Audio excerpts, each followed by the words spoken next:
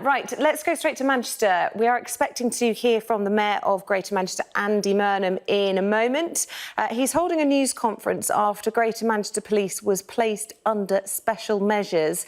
He's just going to take up his place at the podium and we'll have a listen in to what he has to say this afternoon. The Mayor of Greater Manchester. Okay, good Andy afternoon, Burnham. everybody. Thank you very much indeed for coming. Last Thursday, Her Majesty's Inspectorate of Constabulary and Fire and Rescue Services published a report into Greater Manchester Police's recording of crime and services to victims. For a number of years, GMP has been found by the Inspectorate to be in need of improvement in these important areas. This latest report, carried out in September and based on forced data between April and June this year, revealed an unacceptable lack of progress. The Deputy Mayor and I immediately accepted the report in full, apologised to victims who had been let down and initiated a series of actions which we discussed with the Inspectorate to restore public confidence. To this end, on Wednesday, we announced plans which the Deputy Mayor will update you on in a moment.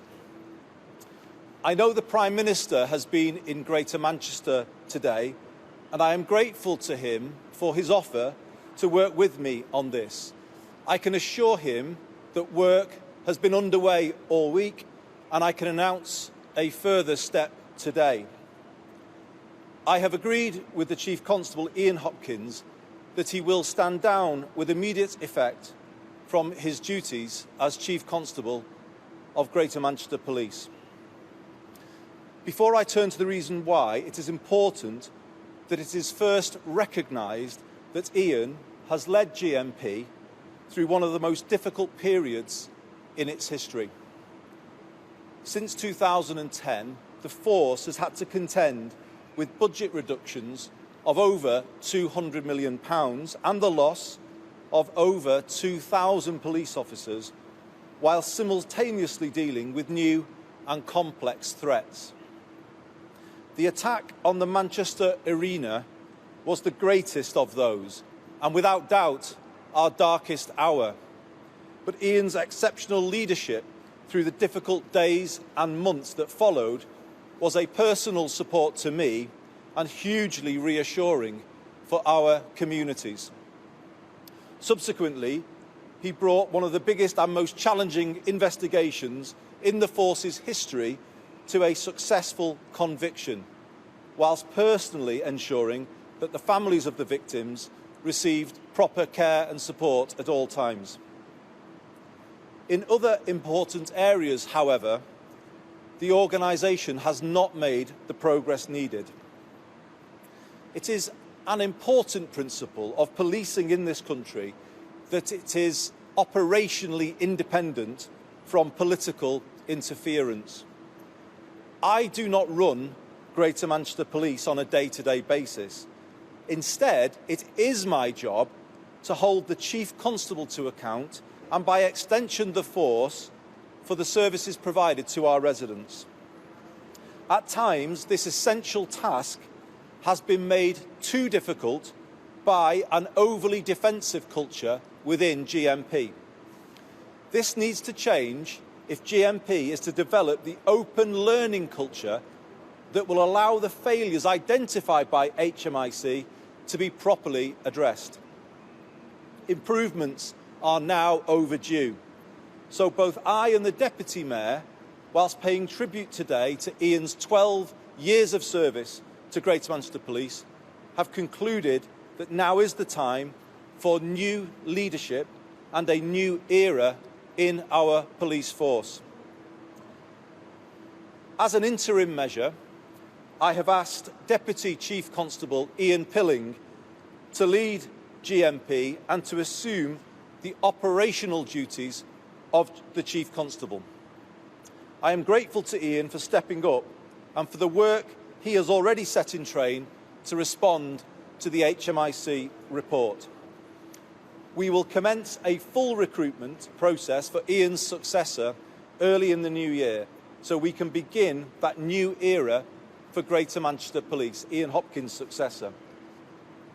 In the new year, I will also bring forward strengthened arrangements for oversight and governance of Greater Manchester Police. Finally, to the officers and staff of GMP, I know how hard you have all worked this year, and we appreciate it so much.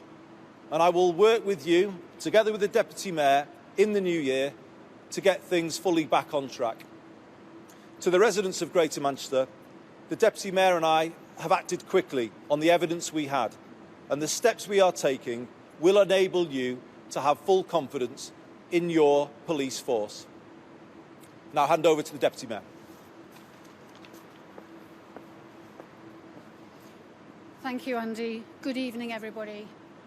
On publication of the HMIC report last week, we announced immediate steps that the Mayor and I had taken with the Deputy Chief Constable to address the improvements necessary to the crime recording systems and the investigation of crimes. Since then, we have taken further actions to accelerate this process of change. Early this week, we spoke to HMIC to discuss what continuing support they could offer to GMP through this process. The intervention they have now announced will enhance the capacity of GMP to move much more quickly and ensure that they can draw on all available advice and expertise. I've also spoken to the Policing Minister, Kit Malthouse, who has also offered support. We've also set up a new hotline operated by Victim Support for anyone unhappy with the response from GMP when they try to report a crime. I'll give you the number. It's 0808 1968416, and it will go live on Monday, next Monday, the 21st of December. There's also an online mechanism where a person can, in fact, record a crime themselves. It has been very important to the Mayor and I that we enable members of the public to register their concerns directly. We've also drawn up plans and agreed the resources for the acceleration of the new Central Crime Recording and Resolution Unit. Although additional recruitment has already started, and the unit is showing really dramatic improvements in crime recording for those incidents that have gone into it. It's intended that progressively all incidents across Greater Manchester will be decided within this unit.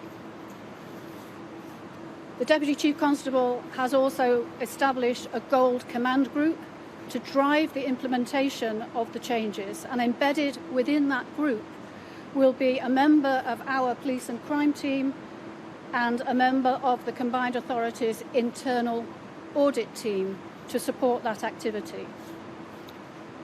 These measures already underway are a firm platform for the further work we need to undertake, and I hope reassure the public and our partner organisations that we're determined to achieve the change we need to see. I'd also like to add to the Mayor's comments my thanks to the Chief Constable for the years of service to policing in general, to Greater Manchester Police and to the people of Greater Manchester.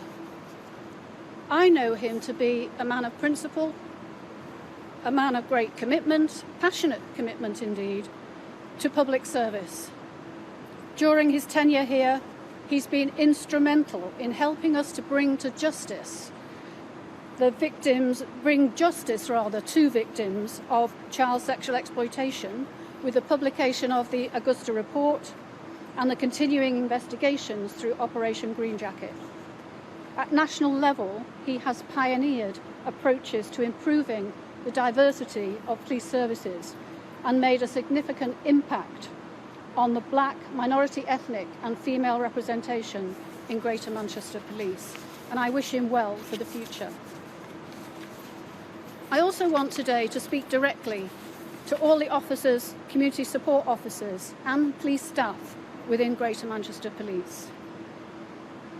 I know what outstanding work you do day after day. the unstinting effort you've made to protect the public, and just what it has taken in recent months, particularly to meet all the demands we make on you. I want to recognise your commitment, the groundbreaking work you've pioneered in some areas of activity, and to thank you on behalf of the Mayor and me and the people of Greater Manchester. Thank you. Ross, are you going to take us through some questions? Oh, OK. Yep. Andy, Richard Stead of BBC Radio Manchester. Yeah. It's been a dreadful week for